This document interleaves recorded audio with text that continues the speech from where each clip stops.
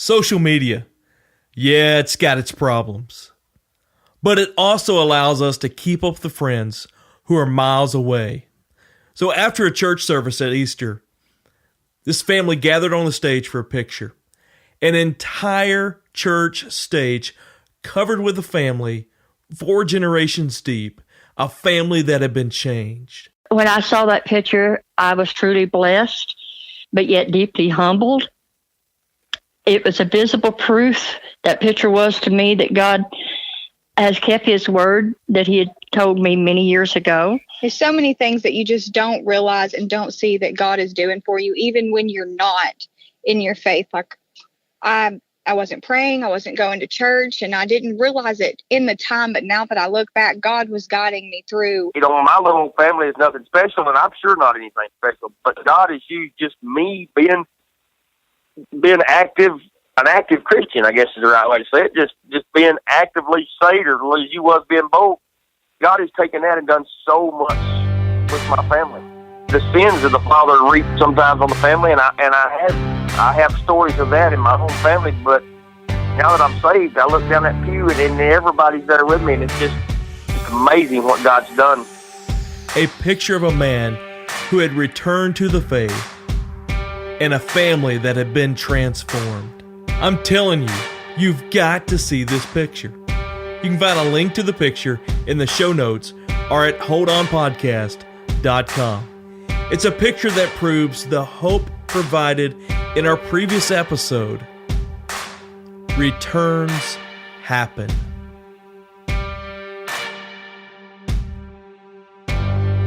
I'm Jake McCandless, and you're listening to Hold On, my podcast where I explore the dynamics of faith in our modern world and encourage you to hold on and keep the faith.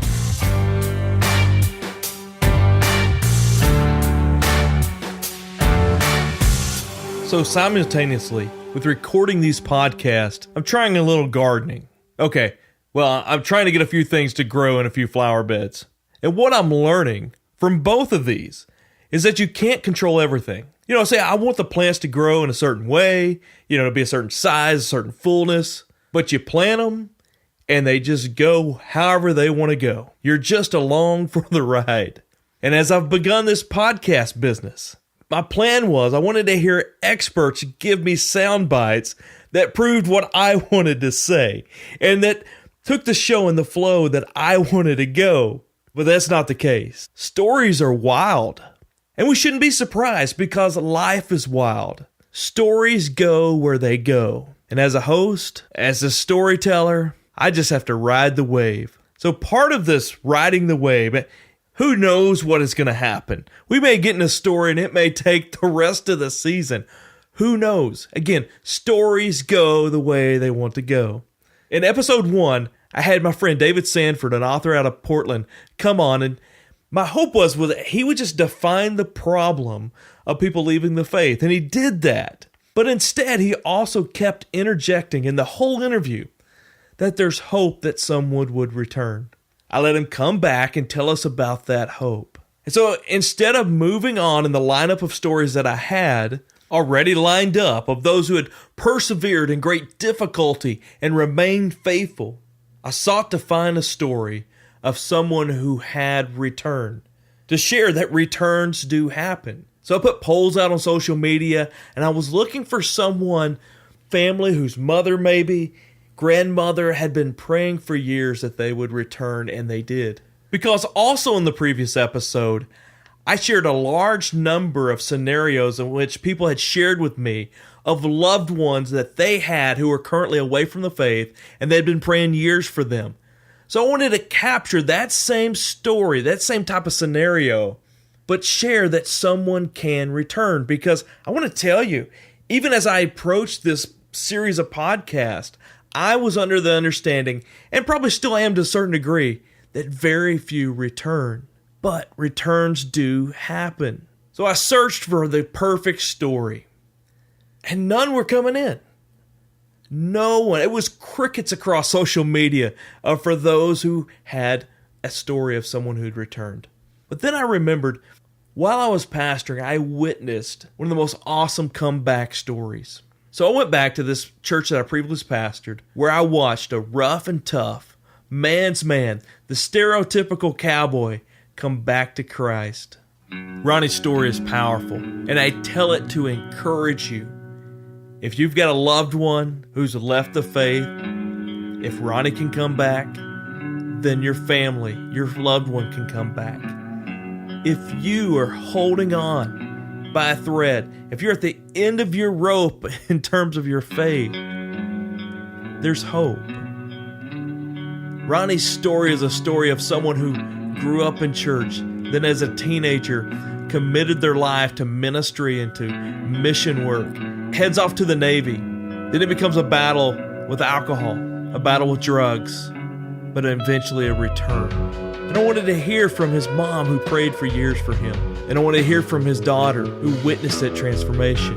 And as I talked with them, I realized, Ronnie's story is not just Ronnie's story. Our stories are not just our stories because we affect those who are around us. We're interconnected. We're all part of each other's lives. In the next episode, as I let Ronnie share his whole story, one of the things that he shares and that he prides himself on is that he's fiercely independent, prided himself how he could handle his own life. But again, we're interconnected. He found that out when he came back to the faith.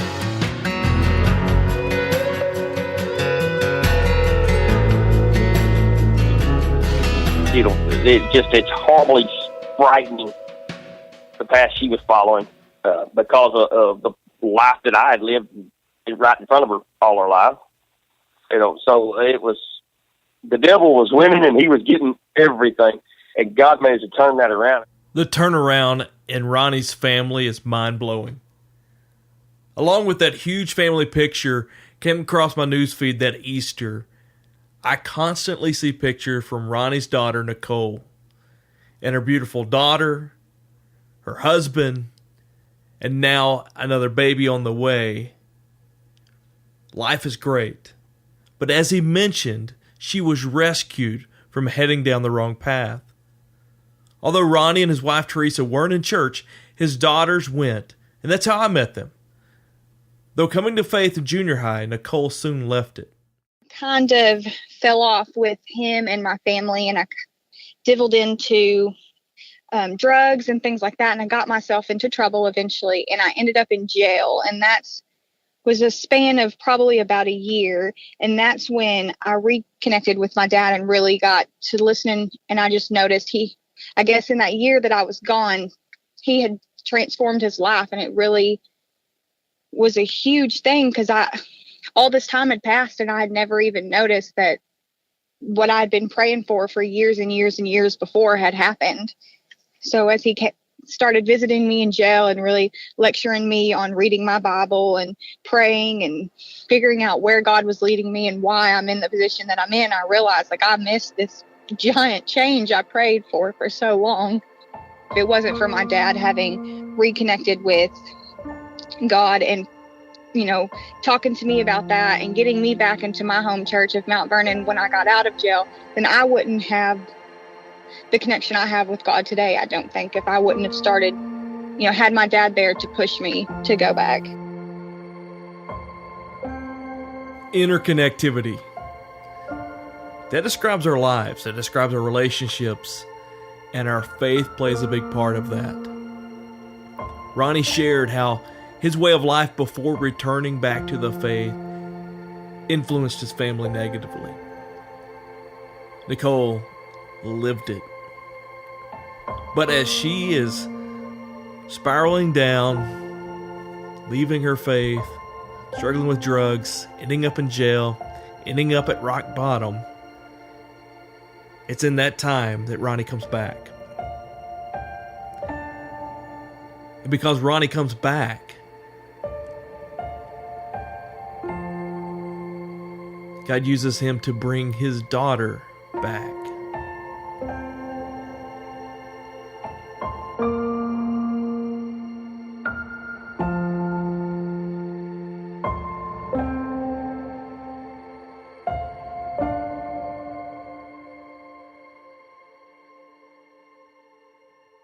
Nichole, you mentioned that you'd been praying and really didn't see the fruit of it right away until you really hit that rock bottom point. What kind of transformation did you see in your dad? I never would have dreamed the impact that my dad and his newfound faith would have. I've prayed and prayed always, that he would go to church and he would rekindle that flame, but I never thought that it would just ignite like a fire inside him like it did. Nichole, what you're sharing, the answer of prayer that you'd prayed that your dad would come to the Lord, and that not only has he come back, but as our friend David Sanford shared, he's come back with a more robust faith, and that's probably not even scratching the surface to describe your dad's faith now. But what prompted you to pray? And so I understand the time you're away from God and you're struggling in life, you probably weren't praying for your dad at that point. But in those times when you're in church there, junior high, early high school, what compelled you to be concerned about your dad and his faith?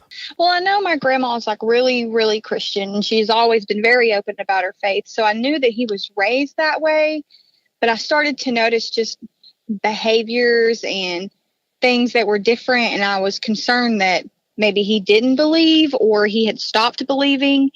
And then as I grew more and more in my faith, I got concerned about the long term. Like if nothing ever came about it, then I'd probably not have my dad in heaven, and that worried me a lot. Nichole, I can't thank you enough for being so brave to share your story and to share what you saw in your dad. You've added so many layers to this. I mean, you've experienced being away from the faith and coming back. And I'm telling you, it's just such a witness to see how the Lord has transformed your life and how he's blessed you now. But having your dad back in the faith, what does that mean to you?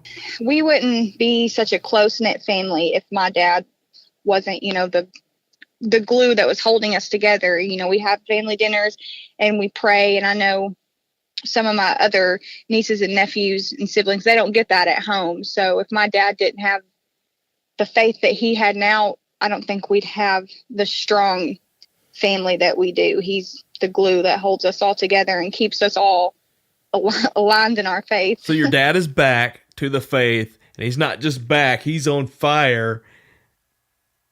Is that a good thing? It's definitely a good thing. I'm so thankful that he's there to help me, and that my children get to have these memories of their grandpa, of the strong Christian man that he is, teaching them how to pray and how to fold their little hands and how to talk to God. And these are, I didn't have a lot of that when I was little because my dad wasn't that way. So I'm glad that his grandkids get to see him like that, and that I get to know for sure that when he passes, I will see him again. Nichole is not the only one who prayed for Ronnie, and her prayers are really short-lived compared to Ronnie's mom, her grandmother, who prayed for Ronnie for over 20 years that he would return to the faith. It was a blessing. It was truly a blessing from God, but yet it made me deeply humble. But that picture was a visible proof from God that he does what he says he would do. And I know the Bible tells us that, but this was mine. This was my visible proof that God had done what he told me he would do.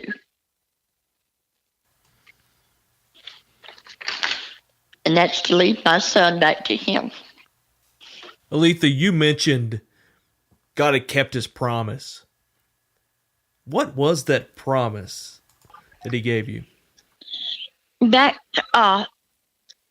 Ronnie and I always had a real close bond. But back when Ronnie was in the Navy, there were some problems going on in his life, and he'd gotten in with the crowd that wasn't what he grew up with. And I was concerned, and the Lord told me that he revealed to me that Ronnie's his, and Ronnie will do great works for me. And I held on to that. And over the years, trying to keep remembering, but I would begin to doubt that what I thought was a message from God actually was. but it turned out that it was. He did bring Ronnie back. And like I said, God kept telling me that he was his, but I also knew that even Ronnie had to be willing and for it to work. God wasn't going to push him. He would lead him, but he wouldn't push him. And like I said, through all the turmoil and strife in Ron's life, I didn't know that he would ever be able to come back and come back into the fold. I appreciate you sharing the doubt that may have been there. Because to keep a promise, to trust in a promise over 20 years, that's tough. How did you feel during this time? Well, Ronnie and I always had a very close bond from the time he was a child for some of the things that we'd went through together. But as any parent, when you see your child hurting, your heart just breaks. And there was so much turmoil in his life, and I couldn't make it any better. Not by myself. But God kept telling me, don't worry. And, you try to leave it in God's hands, but then you snatch it back and you worry about it anyway. And it's not easy to leave it where you should. Because as a parent, you want to fix it. And you want to fix it now. And you have to wait on God. I'm curious. As this mom who knows what's best for their son, seeing him go through this, seeing him away from the faith, how much did this weigh on you? All the time, Jake. I tried not to dwell on it. Like I said, I try not to worry, and I try not to be too concerned, but yet you cannot help it when you see what his life was like for a while. But I had to keep remembering, I think there's a verse in the Bible, I believe it's Proverbs 22:6, and I won't try to quote it to a preacher, but that you bring up a child and train them when they're young, and when they're older, they'll not depart from that training. And so I tried to hang on to that. Aletha, I know there are other parents out there who are in the boat that you were in. What advice would you have for them?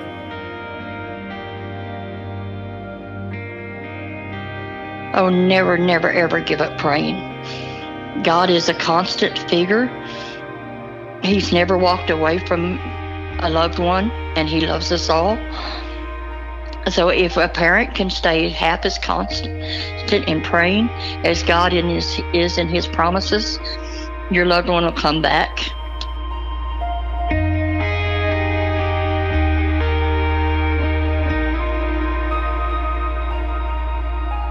If you're a believer, you have someone in your life who has walked away from the faith.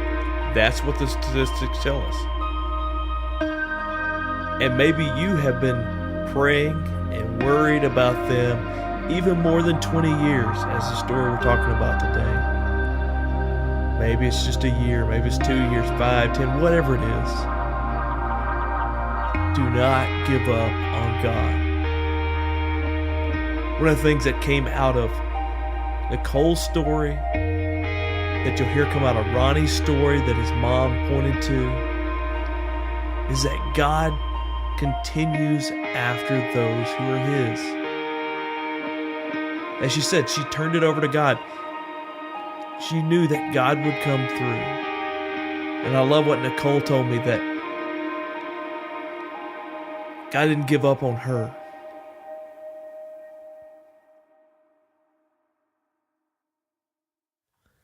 Nichole, I asked your grandmother to give advice to parents or people who are in her situation, who has a loved one who's stepped away from the faith. Now I want to be a little bit more personal with you. You've stepped away yourself. What advice would you have for those who are in your shoes? I think my biggest thing is just to always hold on.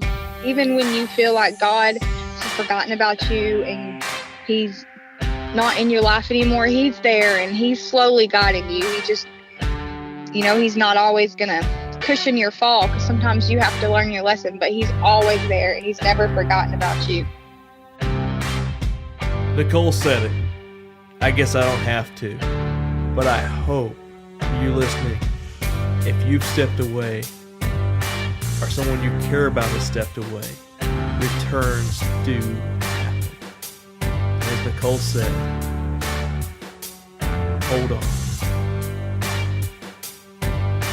Thank you for listening to Hold On, my podcast where I explore the dynamics of our faith in our modern world and encourage you to keep the faith. If you've enjoyed this episode and you feel that this could make an impact with someone in your life, please share it with them.